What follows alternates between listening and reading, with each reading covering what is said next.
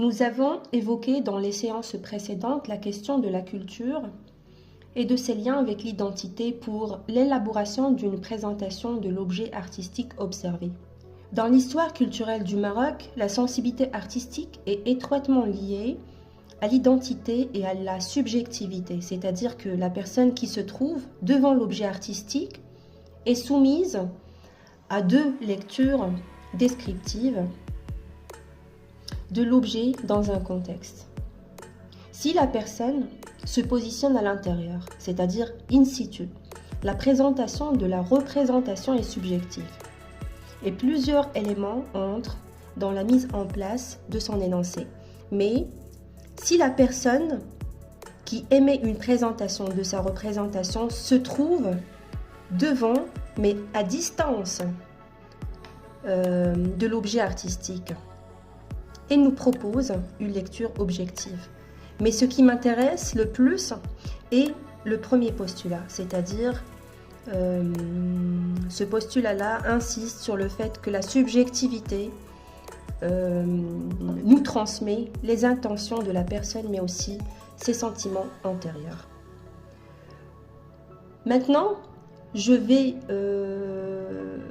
aller vers la séance 3 parce qu'elle a une relation directe avec la séance 2 qui est la sensibilité artistique. Donc, nous avons évoqué lors de la dernière séance, c'est-à-dire la séance 2, ou la précédente séance, la question de la sensibilité de la personne. Et nous avons exposé deux méthodes, à savoir l'interprétation subjective et l'interprétation objective.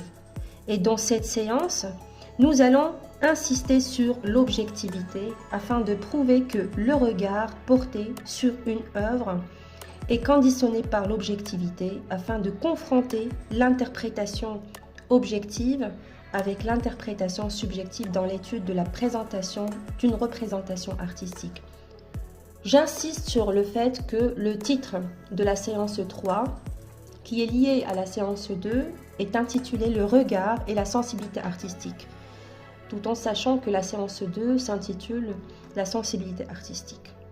Donc, dans cette formation, nous sommes aussi tenus de développer le sens d'analyse, de la critique et de la sensibilité de l'élève pour une culture citoyenne qui vise le vivre ensemble et le respect de la créativité et de son processus de la création dans toutes ses phases de sa production et de l'autre.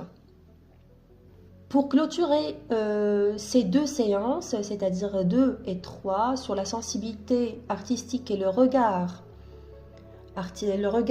et la sensibilité artistique, je ne vais pas vous donner d'exercice comme celui de la séance 1, l'individu devant l'objet artistique.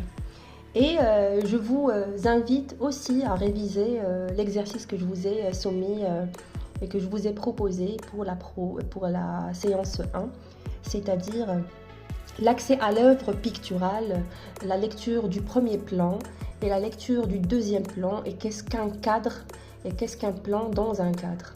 Donc voilà, toujours si vous voulez, dans l'œuvre picturale. Donc voilà, je vous laisse approfondir ces notions et je vous dis à la séance 3.